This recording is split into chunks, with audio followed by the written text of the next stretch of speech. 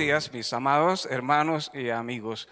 Damos gracias a Dios porque una vez más tenemos la oportunidad de encontrarnos por este medio y ha sido una bendición compartir con todos ustedes la palabra del Señor. Sé que hoy el Señor tiene un mensaje para su vida y estoy seguro que Dios quiere bendecirte a través de la palabra que hoy vamos a exponer. Quiero animarte para que seas parte de Oikos, ahí donde tú estés. Puedes orar por este ministerio, pedirle al Señor que nos guíe, que nos use para ser siervos útiles en sus manos.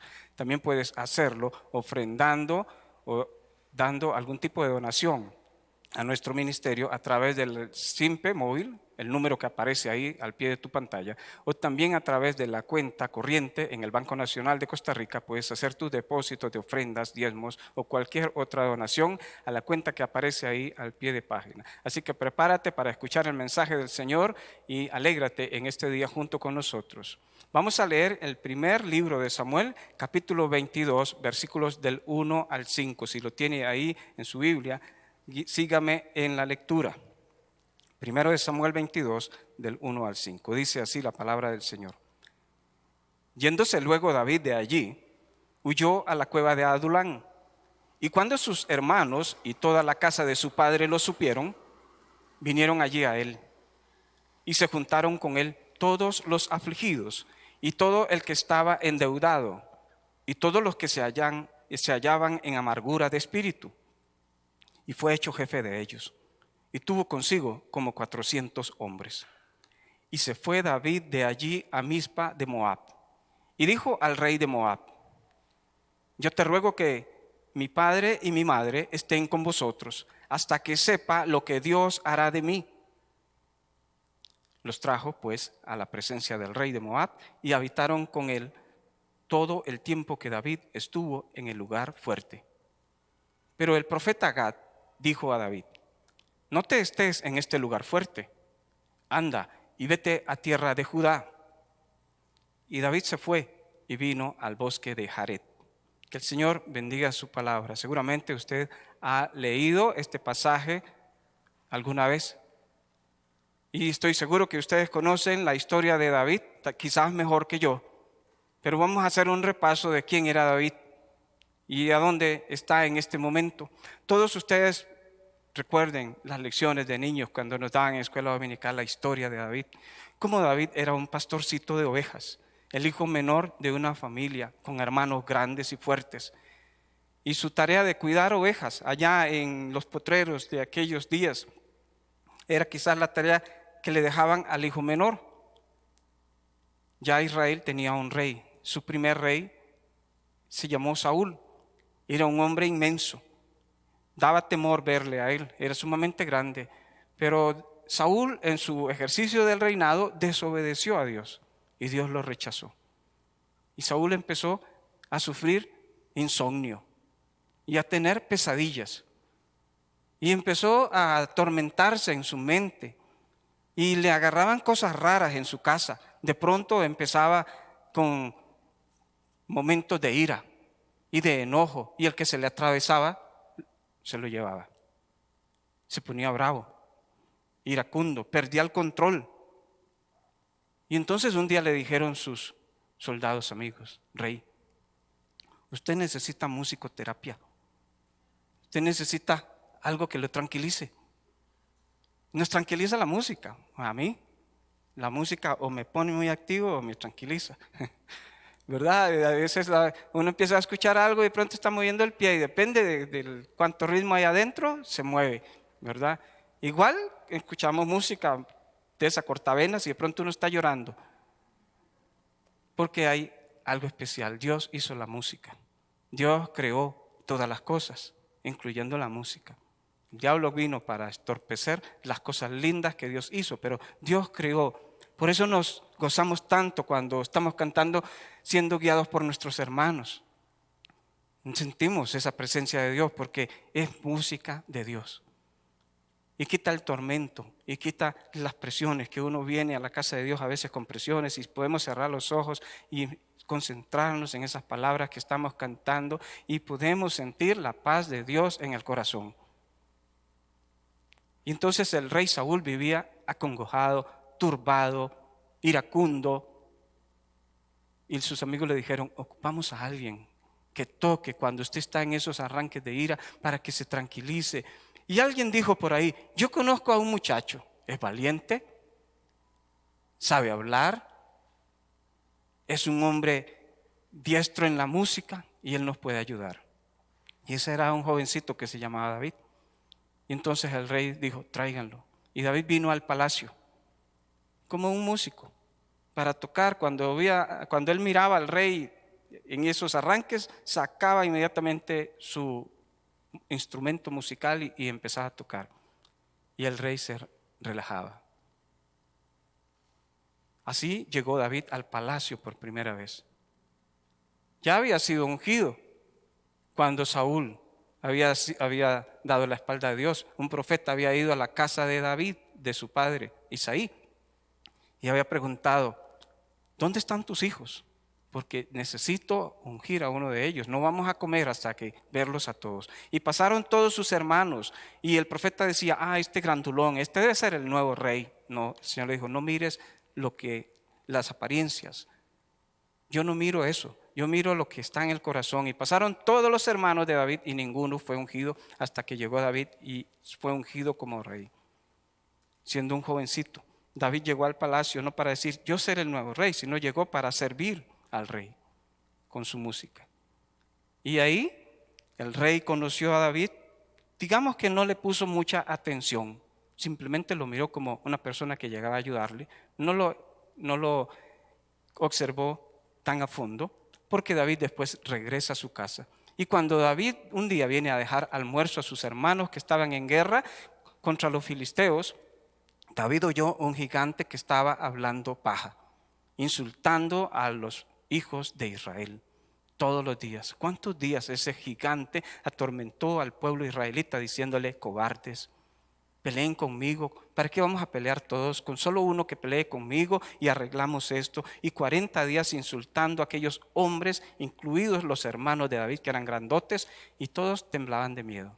Y David llegó con una alforjita con queso y unos panes para dejar a sus hermanos en el preciso momento que Goliat había salido al valle para insultar al pueblo. Y estaba insultándolos y David se quedó mirando, ¿qué pasa? ¿Por qué nadie va? ¿Dónde están mis hermanos? Y nadie iba a defender al pueblo. Entonces David se ofreció para ir. Los hermanos se enojaron con David. ¿Qué viene usted a hacer acá? Todo el mundo pensaba que eso iba a ser una cosa tremenda, que Goliat lo iba a aplastar en un momento. Y la historia dice que David corrió y le dijo, no, Dios no pelea con armas, Dios no necesita de ninguna cosa, del Señor es la guerra. Y corrió y juntó una piedrita, y con una piedrita, y la canción que Karen sabe y le enseña a los niños, giró y giró y giró, y en la frente lo clavó. Y aquel gigante cayó. Oiga, vean qué poeta, todo me está saliendo. Y entonces la cabeza le cortó, claro, con la espada. El rey dijo a su general, ¿quién es ese muchacho? ¿Quién es ese muchacho? No lo conozco. Y él le dijo, es el hijo de Isaí. El rey dijo, tráiganlo para acá, tiene que estar conmigo. Otra vez David en el palacio, ahí aprendió otra vez. Dice que el rey lo empezó a usar. Y entonces cuando un día venían de una batalla, ellos venían entrando a la ciudad y todas las hermanas de la femenil estaban esperando a aquellos valientes hombres que regresaban de nuevo al hogar. Y todas estaban ahí cantando, entonando cantos de gozo porque sus esposos regresaban con bien. Solo que entonaron un canto que al rey no le gustó. Y la musiquita, tal vez un día Marcos le pone música a eso, pero era que ellas decían que Saúl venció a los 1000, pero David a los 10,000. Y al rey no le gustó esa letra. Dijo, nada más le falta que le den el reino. Ya el reino era de David. Solo que David estaba ahí sirviendo. Es como cuando uno sabe que algo es de uno, pero todavía lo tiene otro. Esa plaza es mía, pero todavía yo estoy aquí de misceláneo. Esa plaza es mía, pero todavía yo estoy aquí. No tengo que ir a forzar nada. Ahí está David, él sabía, yo soy el rey, pero mientras está él de rey. David amó a ese hombre, lo respetó, lo cuidó hasta donde él pudo, pero ese hombre desde aquel día en adelante, dice, miró con malos ojos a David. Y mientras David estaba en el palacio, uno se puede imaginar qué feliz, tocando, comiendo bien, durmiendo bien. Su papá había sido exento de pago de impuestos al rey, toda su familia beneficiada, él vivía en bien ahora, dejó de cuidar ovejas y vivía en el palacio. Pero aquella canción hizo que su jefe lo mirase mal. Y desde ese día Saúl lo odió, lo aborreció, dice la Biblia. Y entonces Saúl empezó a hacerle la vida incómoda a David, al punto que varias veces Saúl intentó matarlo, le tiraba la lanza para clavarlo. Y cuando su hijo, el hijo de Saúl, Jonatán, quiso defender a David, Saúl también le tiró la lanza a Jonatán y le dijo, hijo de la perversa. Parece que Saúl no quería mucho a su esposa. Usted es el hijo de esa perversa. Ya lo estaba dejando seguro. Y entonces quiso matar hasta a su hijo. Y después de vivir tan arriba David en el palacio, disfrutando de tantas cosas, de un día para otro, ¿qué pasa? Todo se le cae, todo lo pierde. Tiene que huir, tiene que salir para salvar su vida de ahí. Y entonces ahí donde este pasaje nos enseña esto. David tuvo que huir. Yéndose luego David de allí, dice Samuel 22:1, ¿huyó a dónde? A la cueva de Adulán. Qué triste es cuando uno tiene que dejar todo lo lindo que uno ha tenido, cuando por alguna circunstancia de pronto uno vive bien, está todo bien y de pronto todo se nos cae. Que nos quedamos sin trabajo, se nos acaban los ahorros, se nos enferma la familia. De pronto las cosas parecen que ya no funcionan. Y de pronto somos como David, estamos huyendo. Y estamos metiéndonos en una cueva. Estamos buscando un refugio, un lugar donde nos sintamos seguros, un lugar donde podamos morirnos de tristeza, de soledad, donde nos consuma el dolor. Eso fue David a hacer ahí. Era un valiente que mataba 10,000, pero cuando todo se le cae, corre a meterse a una cueva. Y hermanos, ¿quién no ha estado en algún momento de la vida refugiado en una cueva? Quizás, tal vez haya alguno que no, pero ese sentimiento cuando uno siente que todo le ha fallado, que nada nos sale, y entonces uno se mira al espejo y hasta más feo se ve todavía. Ya, entonces uno dice, no, estoy para el tigre, esto no va a funcionar. Dios, y se queja uno con el Señor, ¿qué está pasando con mi vida? Y entonces nos refugiamos ahí, nos deprimimos. Ya nos da pereza comer, les da pereza bañarse, ya no quieren nada, se nos olvida todo. Estamos en una cueva, como David, en la cueva de Adulán. Y uno tiende a pensar que la gente que le puede ayudar a uno, que todos se han ido. David dice, huyó solo, porque cuando estamos en esas situaciones de crisis, uno siente que quedó solito, que no hay nadie, que todos nos fallaron. Ciertamente mucha gente nos falla, pero sabe, mi amado hermano, dice Isaías 45:7, hablando Dios, dice el Señor, yo formo la luz y yo creo las tinieblas, yo hago la paz y creo la adversidad, yo Jehová soy el que hago todo. Dios tiene el control de todo. Cuando estamos en esas crisis, que sentimos tanta soledad, el profeta Isaías nos recuerda, Dios tiene el control de la adversidad, Dios tiene el control de la paz, Dios hizo la luz y Dios hizo las tinieblas. No hay nada que esté fuera del control de Dios. Y el Salmo 37:23 dice, por Jehová son ordenados los pasos del hombre, aun aquellos pasos en los que nosotros nos sentimos que estamos en una cueva. Dios ordena mis pasos. Quiere decir que Dios está al tanto de lo que yo estoy viviendo. Y Él está aprobando mi camino, aun cuando yo estoy sufriendo en una cueva. Dios aprueba, le da un check, sí, porque Dios está ordenando mis pasos. Él está guiando mi vida. Y tendrá un propósito, como vamos a ver en un ratito. Entonces, este pasaje de Samuel nos enseña algunas cosas. Nos enseña que Cuando uno está en esas cuevas de crisis, nos damos cuenta de lo real que es el dolor. De lo real que es el dolor. Y es que uno no conoce el dolor hasta que no lo vive.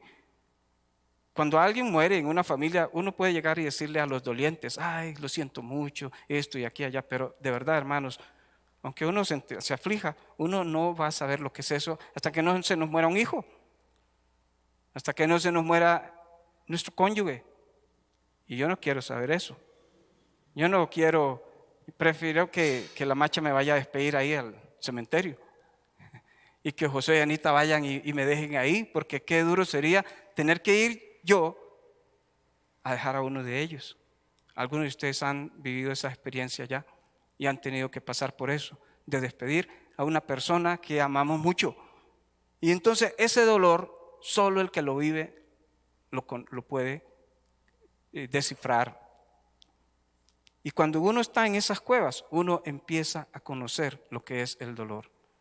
Ya David no estaba en una camita suave, ya no estaba comiendo rico, ahora estaba en una cueva húmeda, fría, durmiendo con una piedra de almohada.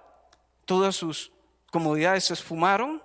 Y entonces David en esa ocasión escribe el Salmo 142. Si usted lo tiene ahí, puede buscar el Salmo 142 y darse cuenta de lo que David está viviendo en aquella cueva. Cuando dice David en ese Salmo 142, con mi voz clamaré a Jehová, con mi voz pediré a Jehová misericordia. Delante de él expondré mi queja. Delante de él manifestaré mi angustia.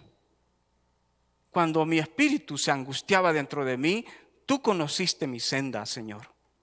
En el camino en que andaba, me escondieron lazo. Mira a mi diestra y observa, pues no hay quien me quiera conocer. No tengo refugio, no hay quien cuide de mi vida. Clamé a ti, oh Jehová, y dije, tú eres mi esperanza y mi porción en la tierra de los vivientes. Escucha, por favor, mi clamor, porque estoy muy afligido. Líbrame de los que me persiguen, porque son más fuertes que yo. Saca mi alma de la cárcel para que alabe tu nombre. Me rodearán los justos, porque tú me serás propicio. Era una oración que salió del corazón. Dice David, saca mi alma de la cárcel. Señor, me siento encerrado en mí mismo y así no puedo alabar tu nombre. Pero David sabía dónde recurrir cuando estaba en una cueva y le dice, Señor, así, por favor, lo que quiero es que me rodee la gente justa. Lo que quiero es que tú seas propicio a mí, que tú me atiendas. Y es que, hermanos, en algunos momentos vamos a toparnos con una cueva de estas. Si usted nunca ha pasado una experiencia de estas, pues la noticia es que en algún momento, en la de menos, vamos a tener una experiencia de estas. Así es la vida. En nuestra vida, el dolor es parte de la vida. Dice Job 14:1, pocos son los días y muchos los problemas que vive el hombre nacido de mujer. Pocos son los días, pero muchos los problemas que experimentamos nosotros. Y Job 5:7 dice, como las chispas se levantan para volar por el aire, así el hombre nace para la aflicción. Y es que, hermanos, desde el día mismo que uno nace, ya hay llanto. Salimos del vientre de nuestra madre y lo primero que quieren escuchar es el llanto del niño. Ay, no lloró, seguro viene enfermo. Está malito, algo le pasó porque no lloró. Porque el llanto ya es parte de nuestra vida, de nuestra naturaleza. Una señal de vida, pero también una señal de que a través de nuestra vida lloraremos. Habrán situaciones que nos provocan a llorar. Jesús dijo en el Evangelio de Juan 16:33, en el mundo tendréis aflicción. En el mundo tendréis aflicción, pero dijo Jesús, pero confíen en mí, confíen en mí. Él no promete quitarnos la aflicción, pero Él dice, confíen en mí porque yo he vencido al mundo. Y es esa promesa del Señor de que un día estaremos con Él, donde no seremos tocados por las crisis. Dice Apocalipsis 21:4, que ese día, cuando usted y yo estemos con el Señor en el cielo, Dios enjugará toda lágrima de los ojos de ellos. Como que uno llega al cielo medio llorón por todas las cosas, pero Dios va a enjugar nuestros ojos y va a decirnos, ya, no hay razón, ya no habrá muerte, ya no habrá llanto, no habrá clamor ni dolor, porque dice la Biblia, todas esas cosas se quedan atrás cuando los hijos de Dios nos encontramos con nuestro Señor y Salvador Jesucristo. Entonces, las crisis, el estar en una cueva, nos enseña que el dolor es real. Y también nos enseña el estar en esas cuevas que el sufrimiento es parte de nuestra vida. Dios permite a David llegar ahí. Muchas veces uno como pastor escucha a las personas que le dicen, pastor, ¿pero por qué? ¿Por qué? Y yo no sé por qué. Y yo a veces la pulseo para darles una respuesta, pero no sale. ¿Por qué? Y uno le pregunta a Dios, Dios, ¿por qué a mí? ¿Por qué me pasó esto? ¿Y qué? ¿Cuál es el plan de Dios? Bueno, es que a veces uno necesita entender que uno no puede apoyarse en la familia, aunque la familia es una bendición de Dios, que uno no puede apoyarse en los amigos, tampoco puede apoyarse en los dineros, en la riqueza. Uno no puede apoyarse en la fama, en las cosas materiales. Y muchas personas que tienen esas crisis es porque alguna de estas cosas se le cayó. Vino al suelo su fama, perdió su colchón, su riqueza, perdió sus amigos, su familia le abandona y entonces caemos en esa cueva. Y Dios nos enseña ahí que nunca debemos depender de esas cosas. Mi relación con Dios no debe depender de si Anita viene a la iglesia o no.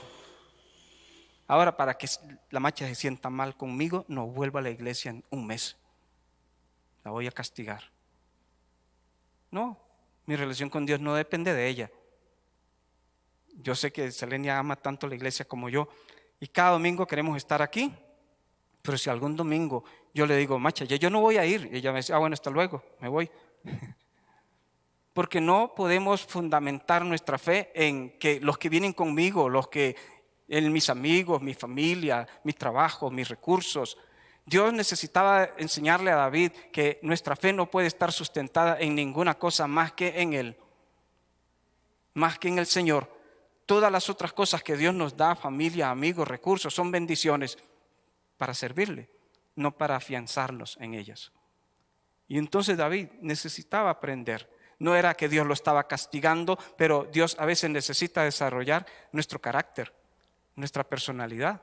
Dios necesita ayudarnos a entender que nuestra confianza debe estar puesta solo en Él. Yo recuerdo un canto que entonábamos de niños en la iglesia que decía, solo confío en el Señor. Solo confío en el Señor. Y bueno, tal vez ahora lo entiendo un poquito mejor. Solo confío en el Señor, porque Él es el único que nos puede ayudar. A veces se nos quita todo lo que está al lado nuestro. Hace unos días hablaba con un hombre de muchos recursos, que de pronto todo se le cayó y quedó sin su seguridad. Pero qué dicha, porque conversando con él pude encontrar que él ahora confía en Dios, que tiene una esperanza y que aquellas cosas que en el pasado fueron su asidero, hoy entiende que el Señor es su asidero. Y que, como dijo Job, ¿recuerdan qué dijo Job? Job dijo, cuando había perdido todo, desnudo salí de mi mamá. ¿Y qué me voy a llevar para allá? Desnudo regreso. Y es que a veces nos aferramos tanto a lo poquito que tenemos o a lo mucho que tenemos y no nos damos cuenta de que en esas crisis Dios está formando mi carácter y mi personalidad. Cuando estamos en esas cuevas nos damos cuenta de lo real que es el dolor, de lo real que es también la separación, porque dice que David llegó a esa cueva solito, solo. No venían sus familias. Más adelante vamos a ver la bendición, pero cuando él llegó solo a ese lugar. Y así son las crisis. A veces uno lleva, como dicen, la cosa adentro, solito. Si usted supiera la soledad en que estoy yo, si usted supiera lo afligido que me siento. Y a menudo que nos encontramos en estas cuevas, nos sentimos tan aislados del resto del mundo como que no valgo nada, soy insignificante. Pero lógicamente, aunque nos asustemos y sufrimos, debemos reconocer que Dios está con nosotros. Así como David, un día Jacob estuvo solito allá en su tienda. Así también se sintió Elías un día. Él dijo, solo yo he quedado. Así también se sintió Job el día que se murió su esposa y sus hijos y perdió toda la riqueza. Así también se sintió el Señor Jesús el día que sus discípulos le dejaron solo y estaba orando, dice, con agonía en su soledad. Un día nos podemos sentir solitos nosotros también. Podemos sentir el peso de la soledad, pero debemos recordar que hay cosas y hay verdades que solo las vamos a aprender ahí, en esos momentos, donde Dios forma el carácter y Dios forma a nosotros nuestra personalidad. Y debemos recordar la promesa del Señor en Hebreos 13:5, cuando el Señor Jesucristo dijo, nunca te desampararé ni te dejaré. Nunca, aunque no tenga nada, nunca te dejaré ni te desampararé. Qué promesa más linda esa. Y el Salmo 46:1, que es un canto también, recuerdan los más pentecostales, dice, Dios es nuestro amparo, nuestra fortaleza, nuestro pronto auxilio en la tribulación. Y lo que sigue ya se me olvidó. Sí, pero así es, hermanos. Dios es mi amparo y mi fortaleza. Cuando uno está en ese hueco, cuando uno está en esa cueva, cuando uno se siente que todo el mundo lo dejó, que los amigos que le decían a uno, aunque todos te abandonen, yo estaré ahí. Que las personas que le dijeron a uno, si en algún momento ocupa algo, llámeme nada más, si usted sabe que yo voy a estar ahí. Y en esas crisis, cuando toda esa gente parece que se desapareció, el Señor nos dice, yo soy tu amparo, yo soy tu fortaleza, yo soy tu pronto auxilio cuando te sientas atribulado. No podemos olvidar eso nunca, porque el momento de la crisis puede llegar. Algunos de ustedes ya han pasado por ahí y saben que las cosas son así. Y es en esa cueva donde entonces Dios empieza a mostrarme algunas cosas importantes. Dice el versículo 1, que cuando sus hermanos y toda la casa de su padre supieron que David estaba allí solito, en esa cueva, sufriendo, ¿qué hicieron sus hermanos y sus padres? Fueron a él, vinieron allí a él. Esa es una bendición. Y este será el segundo sermón de parte de eso, que es de hoy en 8, pero sabe que nuestra familia, cuando uno está en las crisis, a veces la familia que uno maltrata mucho es la familia que llega ahí para decirnos, aquí estamos. A veces uno tiene conceptos de los hermanos o del papá o la mamá, es que mi papá no me quiere, mi mamá no me quería. Dicen algunos que David tenía resentimientos con su papá, porque cuando el profeta llegó a preguntar por sus hermanos, tuvo que decir, ¿y no hay más hijos aquí? Se quedaron pensando, ¿habrá algún otro? No, Narvik no existe. No, no, sí, falta el que está allá cuidando las ovejas. Imagínense cómo se sentiría David. Dicen algunos que él guardaba ese resentimiento, que vivía medio molesto con los hermanos, porque los hermanos lo andaban al chonchi, porque los hermanos, como era el más chiquitillo, siempre lo estaban regañando. Pero ahí en esa cueva, Dios le empieza a mostrar a David quién era él. A David se le había olvidado a David quién era él. Y Dios le empieza a recordar a David quién es él. ¿Se le ha olvidado a usted quién es usted realmente? ¿Se recuerda usted quién es? ¿Para qué lo llamó Dios? Dios le recuerda a David cuál es su llamado ahí. Y Dios empieza a trabajar con David y entonces le envía a su familia, a sus hermanos, a la casa de su papá. Y aunque su familia pudo llegar porque tenían miedo de Saúl, las demás personas llegaron porque miraron en David algo que David no miraba. Y qué bueno cuando personas pueden mirar en uno algo. Y uno dice, no, yo no hago nada, pero alguien le dice, no, hombre, usted es toda, usted esto, usted lo otro, y empiezan a infundirle a uno valor. David no se sentía valioso para nada, pero Dios le empezó a recordar para qué lo había llamado. ¿Quiénes llegaron a consolar a David?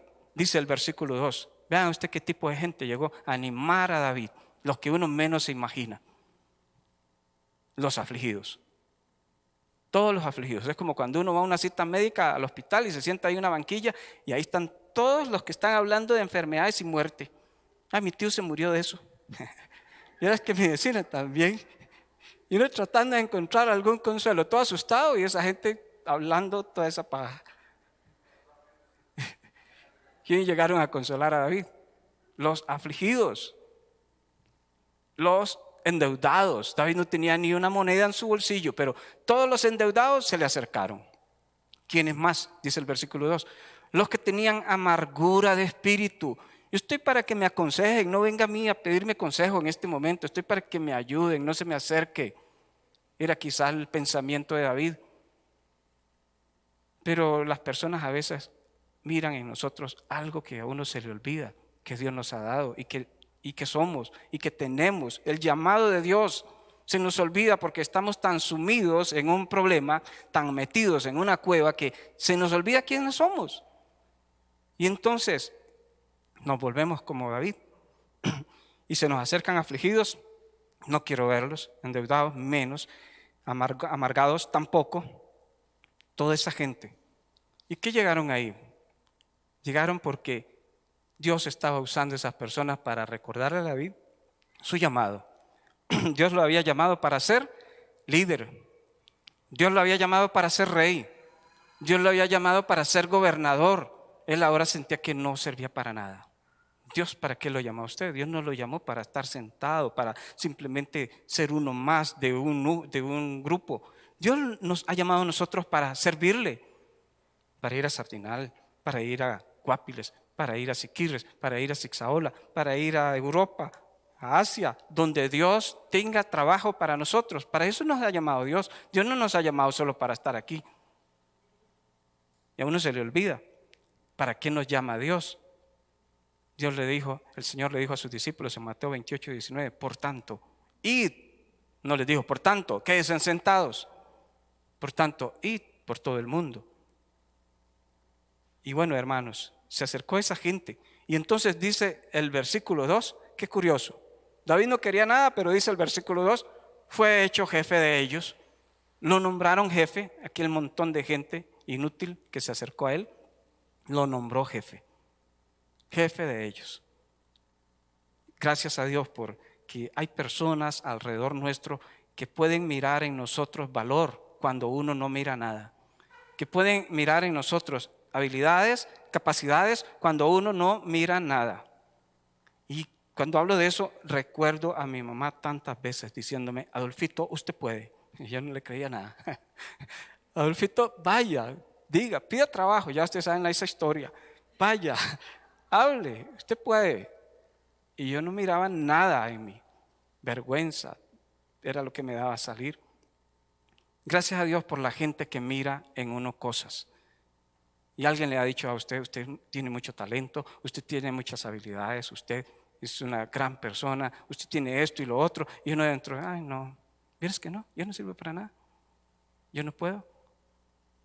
Y ahí está David. Y llegaron los inútiles, los enjaranados, los amargados para decirle, usted es líder, usted es rey, usted es jefe.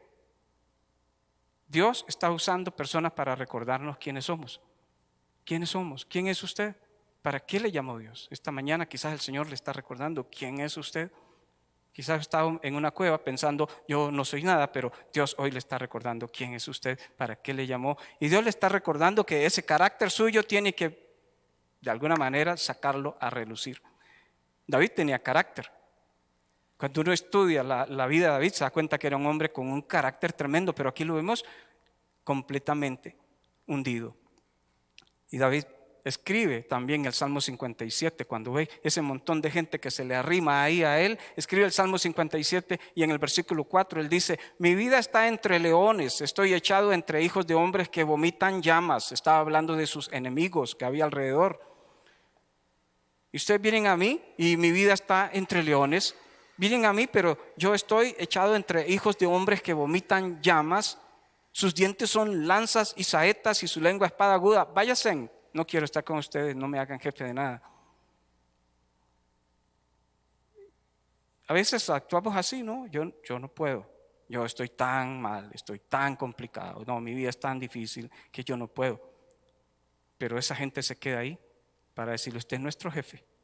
Ve a ver qué hace, cómo hacemos. Y Dios despertó en David su carácter y despertó en David también su compromiso, que él en algún momento había estado ahí cuando dijo delante de aquel gigante: la batalla es del Señor y Él no pelea con armas humanas. El Señor tiene otras armas para pelear, y se acordó quizás del compromiso. Y en el Salmo 57 otra vez Él vuelve a decir en el versículo 1 y 3: ten misericordia de mí, oh Dios, ten misericordia de mí, porque en ti ha confiado mi alma, y en la sombra de tus alas me ampararé hasta que pasen los quebrantos. Clamaré al Dios Altísimo, al Dios que me favorece. Él enviará desde los cielos y me salvará de la infamia del que me acosa.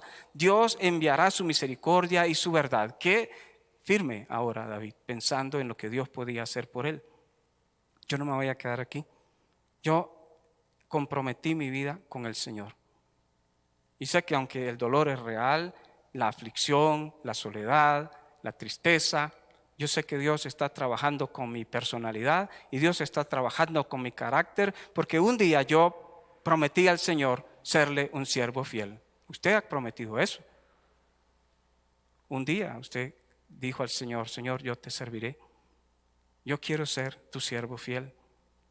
Pero quizás por circunstancias de la vida ha vivido en una cueva, ha estado ahí un ratito, un día sale y se asoma afuera y ve la luz del sol, pero se vuelve a meter.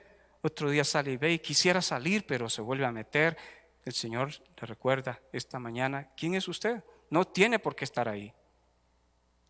El Señor está formando su carácter, su personalidad, porque Él sabe que usted ha sido llamado para ser líder, para ser un siervo grande en manos de Dios, para servir y honrar al Señor con su vida hasta el fin.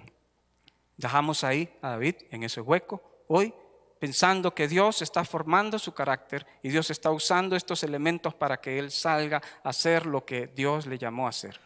Así que quiero invitarle a ponerse de pie, vamos a orar, y de hoy en 8 espero verle aquí nuevamente para seguir con la segunda parte de este mensaje. Señor, te damos gracias esta mañana por la experiencia de este hombre David. Es quizás también la experiencia de muchos de nosotros, que nos hundimos, Señor, en el dolor, en la tristeza, en la aflicción.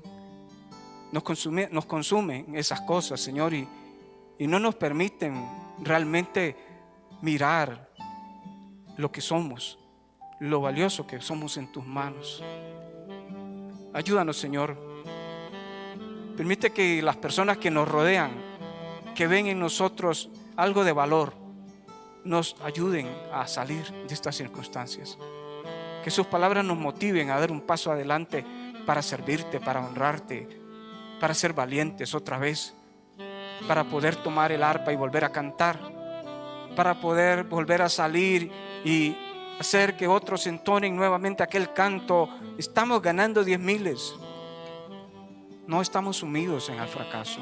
Tú nos llamaste para ser vencedores, para ser siervos de valor.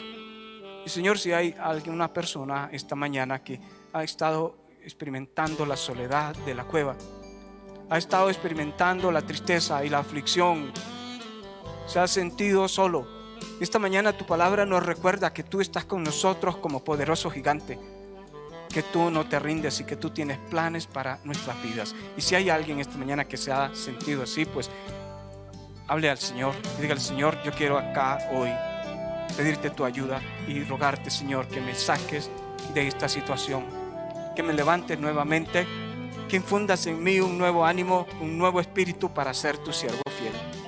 Si usted ha orado de esta mañana de esa manera, pues le animo a que dé un paso aquí al frente y juntamente conmigo nos pongamos acá para decirle: Señor, aquí estoy otra vez.